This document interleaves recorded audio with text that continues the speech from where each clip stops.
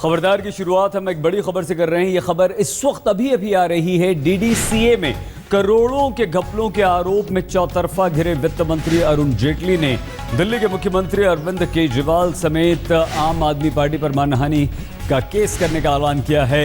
अरुण जेटली ने बीजेपी के नेता और सांसद कीर्ति आजाद पर भी मानहानि का मुकदमा ठोकने की बात कही है और कहा है कि जिसने डीडीसीए के घपले में उनका नाम लिया है सबके खिलाफ केस वो करेंगे। सभी आरोपों को झूठा बताते हुए वित्त मंत्री अरुण जेटली ने मुख्यमंत्री दिल्ली के अरविंद केजरीवाल के साथ आम आदमी पार्टी के नेता कुमार विश्वास, आशुतोष, संजय सिंह, राघव चड्ढा, दीपक वाजपेयी समेत कई नेताओं के खिलाफ मानहानि का केस करने का ऐलान किया है।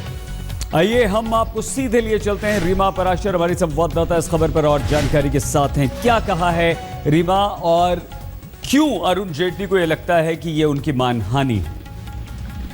देखिए सईद, शुरू से ही अरुण जेटली एक ऐसे नेता रहे जिनकी छवि बेदाग रही है और उन पर इस तरह के कम से कम करप्शन के आरोप कभी किसी ने नहीं लगाए हैं। लेकिन अब जिस तरह से आम आदमी पार्टी की तरफ से शुरुआत हुई और उसके बाद कीर्ति आजाद ने आज कई सारे आरोप लगाए हैं, एक के बाद एक पूरी सीडी जारी की है, उसके बाद ये फैसला लिया गया है अरुण जेटली की तरफ से। और इसमें सिर्फ कीर्ति आजाद और आम आदमी पार्टी के लोगों के खिलाफ ही मानहानि का केस नहीं होगा, बल्कि जिन जिन लोगों ने अरुण जेटली का नाम लिया, उनके ऊपर आरोप लगाए, उन तमाम लोगों के खिलाफ ये मामला दर्ज किया जाएगा। और ये भी बता दें सईद कि ये जो पूरा केस है ये अरुण जेटली अपनी तरफ से फाइल करेंगे। इसमें बीजेपी पार्टी अभी तक इन्वॉल्व नहीं होगी, बीजेपी की तरफ से कुछ नहीं किया जाएगा। लेकिन अरुण जेटली अपने तौर पर, निजी तौर पर ये पूरा जो डिफेमेशन का केस है वो फाइल करेंगे।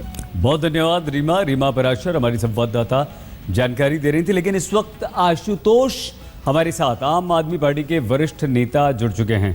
आशुतोष, आपने बीजेपी के कलमाड़ी वित्त मंत्री को कहा, बात उन्हें इतनी लगी कि वो ये कह रहे हैं कि अब मानहानि का केस आप पर करेंगे। नहीं, अगर उनको कलमाड़ी कहने पर आपत्ति है तो मुझे इस बारे में कुछ नहीं कह रहा, लेकिन मेरे तो उनसे साफ तौर पे 5 सवाल थे। और आपको याद होगा जब पहली बार डीडीसी का मामला सामने आया तो मुख्यमंत्री जी से सवाल पूछा गया, उन्होंने कहा कि भाई मैं वेग सवालों के जवाब नहीं देता, मुझे कोई स्पेसिफिक सवाल पूछे तो मैं उसके जवाब दूंगा। अगले दिन हमने 5 सवाल इनसे पूछे, उन्होंने 5 सवालों के जवाब तो कभी नहीं दिए। फिर उसके अगले दिन हमने खुद 4 सवाल उनसे पूछे, उन सवालों के भी जवाब उन्होंने नहीं दिए।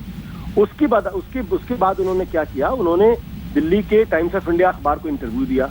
उस इंटरव्यू में उन्होंने कहा कि जो कुछ भी हुआ वो 2013 में जब हट गए उसके बाद हुआ। आज कीर्ति आजाद ने प्रेस कॉन्फ्रेंस की, उसमें वीडियो चलाया जिसमें 2011-2012 का एजीएम है। उस एजीएम में अरुण जेटली जी बैठे नजर आ रहे हैं और कीर्ति आजाद उनसे सवाल कर उनको बता रहे हैं कि देखिए क्या क्या भ्रष्टाचार हो रहा है आपके यहाँ। वो क्या कह रहे हैं, हमारे ख्याल से टीवी ने उसको पकड़ा नहीं, वो क्या कह रहे हैं उनका हमने दिखाया आशुतोष, हमने दिखाया। लेकिन जो मानहानि के केस की बात है, नहीं, मैं बता दूं ना वो क्या कह रहे हैं। उन्होंने कहा है कि I am they are my office bearer and I am duty bound to defend. यानी जिन लोगों ने भ्रष्टाचार किया उनको ये कर्तव्य निष्ठा के साथ उनको ये डिफेंड कर। इस वक्त भी हम दिखा रहे हैं, अगर आप टीवी देख पा रहे हो। अब आप देखिए, जो आदमी देश का कानून मंत्री रहा हो वो आदमी अगर ये कहे कि भ्रष्टाचारियों को मैं डिफेंड करूंगा, फिर इस चीज को आप कैसे लेते हैं? अगर बोले ठीक है, क्या उसको देश का वित्त मंत्री रहने का अधिकार है या नहीं? इस बात को अगर करेगी इस बारे में। अब मानहानि का केस जो करने की बात अरुण जेटली कह रहे हैं, इस पर आपकी क्या प्रतिक्रिया है? इस बात को आप कैसे लेते हैं? हम तो इस बात का स्वागत करते हैं कि देश के अंदर इस बारे में जहां तक कानूनी मसला है, अगर हमको अदालत में लेके जाएंगे तो अदालत को सवालों का जवाब देंगे। कम से कम इस बहाने देश के अंदर ये तो चर्चा होगी कि भाई आप सब जब ये डीडीसीए का मसला, डिफेमेशन का मसला अदालत के अंदर जाएगा, तब तक आप हर बार आप कीर्ति आजाद की तस्वीर दिखाएंगे, हर बार डीडीसीए के घोटाले का जिक्र होगा, पूरे देश के अंदर ये संदेश जाएगा कि भाई देश के वित्त मंत्री के ऊपर भ्रष्टाचार के गंभीर आरोप लगे हैं और जिन लोगों ने गंभीर आरोप लगाए हैं उनके खिलाफ आशुतोष, हम आपको रोकना चाहेंगे और चाहेंगे कि आप हमारे साथ बने रहें, क्योंकि बीजेपी के प्रवक्ता जीवीएल नरसिम्हा राव इस वक्त हमारे साथ हैं। नरसिम्हा राव जी, आशुतोष साफ तौर पर ये कह रहे हैं कि अरुण जेटली हमारे सवालों का जवाब नहीं दे रहे और हम स्वागत करते हैं अगर वो मानहानि का केस करते हैं। बीजेपी ये कहती है कि हम अरुण जेटली के साथ हैं, वो बेदाग हैं। कैसे, अगर एजीएम का ये टेप सामने आता है और कीर्ति आजाद सवाल पूछते हैं और अरुण जेटली ये कहते हैं कि मेरी जिम्मेदारी है अपने ऑफिस बेयरर्स को बचाना, उनका समर्थन करना। नरसिम्हा राव जी, देखिए, जिस प्रकार के झूठे आरोप लगाने की आम आदमी पार्टी की तरफ से वो सिलसिला जारी है, जब से ये पार्टी इनका जन्म हुआ, कीर्ति तब से आजाद लेकर- जो आरोप लगा रहे हैं वो तो आपके अब सांसद सुनिए, हैं, आपके सुनिए, नेता हैं। मुझे जो कहना है मैं कह रहा हूँ। अब पहले आप सुनिए। कीर्ति आजाद जी की आप बात कर सुनिए। दीजिए। नहीं, आपने मुझे फोन मांगा था आम आदमी पार्टी के जो प्रवक्ता जो कह रहे हैं, उन्होंने जो बयान दिए हैं उसके लिए, झूठे आरोप के लिए हर एक नागरिक के पास ये अधिकार है। आम आदमी जब पार्टी की आपके तरफ से खिलाफ- नरसिम्हा राव जी वही आरोप लगाए जा रहे हैं जो कीर्ति आजाद लगा रहे हैं। आशुतोष अभी लाइन पर उनका हैं। हमारा अधिकार है। आशुतोष जेटली जी लाइन का- पर, और आशुतोष उसी बात का जिक्र कर रहे हैं जो इस वक्त अब हम टीवी पर सुनिए, दिखा रहे हैं, एजीएम की तस्वीर।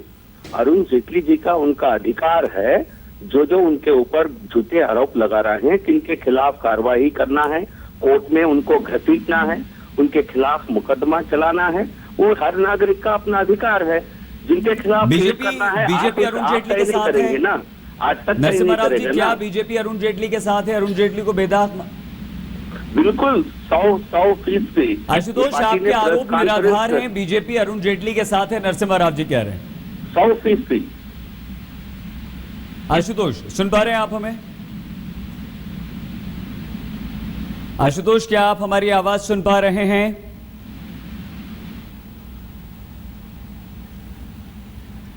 बहुत धन्यवाद नरसिम्हा राव जी आपका भी। आम आदमी पार्टी के प्रवक्ता आशुतोष और बीजेपी के प्रवक्ता जीवीएल नरसिम्हा राव दोनों हमारे साथ थे। आशुतोष ने उन्हीं आरोपों को लगाया है जिन आरोपों को कीर्ति आजाद ने लगाया है, लेकिन नरसिम्हा राव ये कहते हैं कि बीजेपी अरुण जेटली के साथ है और वो निर्दोष हैं।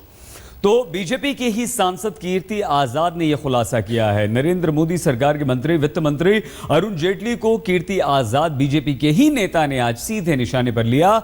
दस्तावेज और सीडी के जरिए आरोप लगा दिया कि करोड़ों का फर्जीवाड़ा डीडीसीए में हुआ और डीडीसीए के अध्यक्ष अरुण जेटली खामोश रहे। हालांकि बीजेपी और सरकार ने इन आरोपों को सिरे से खारिज कर दिया है।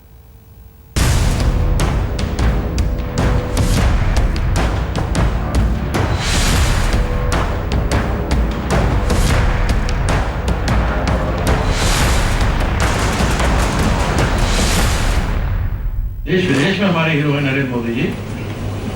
हम तो उनके इतने कायल हैं कि भ्रष्टाचार के खिलाफ लड़ाई लड़ते हैं। जुबान पर प्रधानमंत्री मोदी का नाम लेकर बीजेपी सांसद कीर्ति आजाद ने खुलासों की बंदूक चलानी शुरू की तो निशाने पर सीधे अरुण जेटली आए। क्रिकेट की चमकती दुनिया के पीछे के स्याह सियासी सच को 5 हिस्सों के पैकेज में तैयार सीडी और दस्तावेजों के जरिए कीर्ति आजाद ने उधेड़ देने का दावा किया। आपने फर्जीवाड़ा किया, विंडो ड्रेसिंग की, ये जो बिल आपको दिखाया ये बिल पास किया। जनरली जब कभी भी ऐसे बिल्स किसी कंपनी में जाते हैं तो ऑडिटेड अकाउंट से पहले एग्जीक्यूटिव की मीटिंग होती है। एग्जीक्यूटिव की मीटिंग में देखा जाता है कौन से बिल सही है, कौन से गलत हैं, कौन से पास हो सकते हैं, कौन से पास नहीं हो सकते हैं, लेकिन ये बिल पास हुए।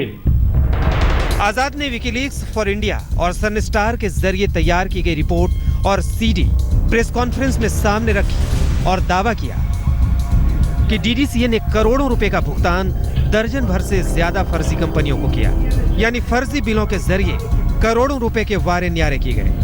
खुलासे में कहा गया कि डीडीसीए के बिलों में लैपटॉप का किराया 16,000 रुपए रोजाना भुगतान किया गया, तो प्रिंटर का किराया भी 3,000 रुपए रोजाना के हिसाब से दिया गया, यानी किराए के नाम पर सुविधाएं आउटसोर्स करने में भी फर्जीवाड़ा हुआ।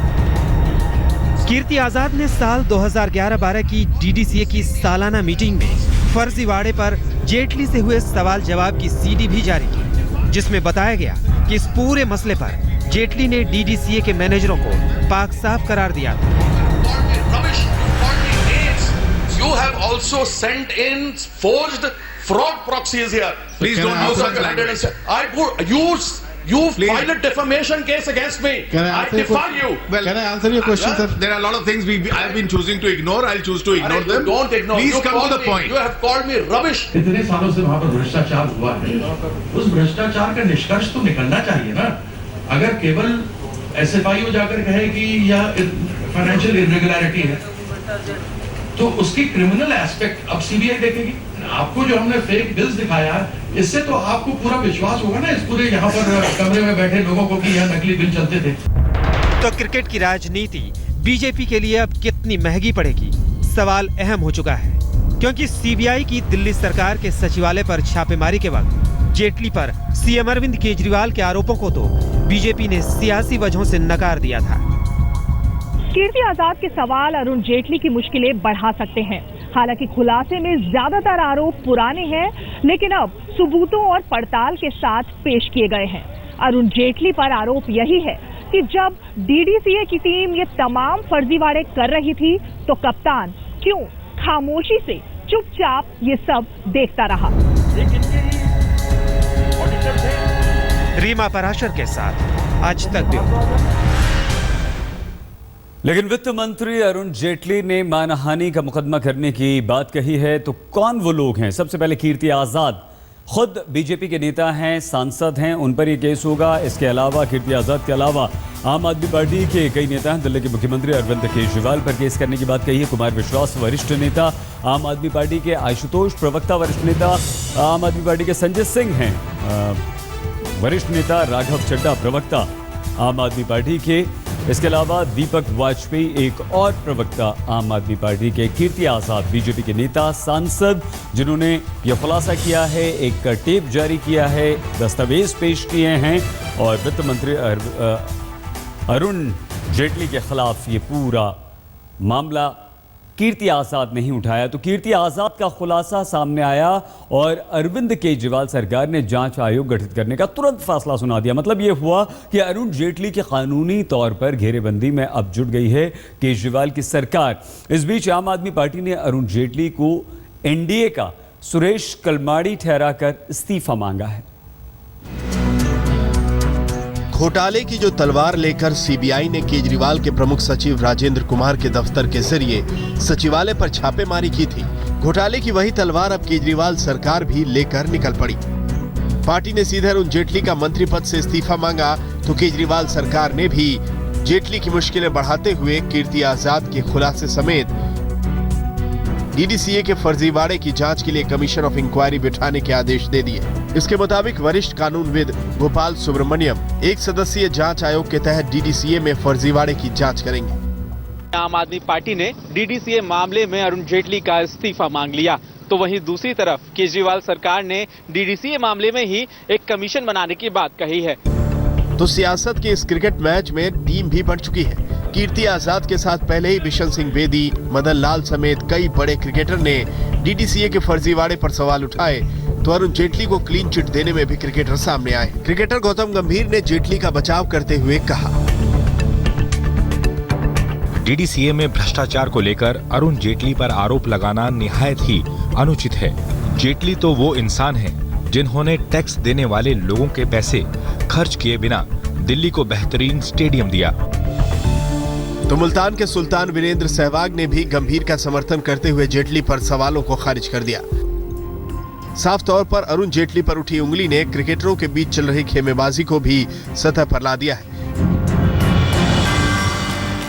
क्योंकि डीडीसीए के चेयरमैन के तौर पर अरुण जेटली के 14 साल के कार्यकाल में जहां कई बड़े क्रिकेटर उपेक्षा के शिकार हुए, तो वहीं मनमाने तरीके से एक गुट ने डीडीसीए में जमकर अनियमितताओं को अंजाम दिया।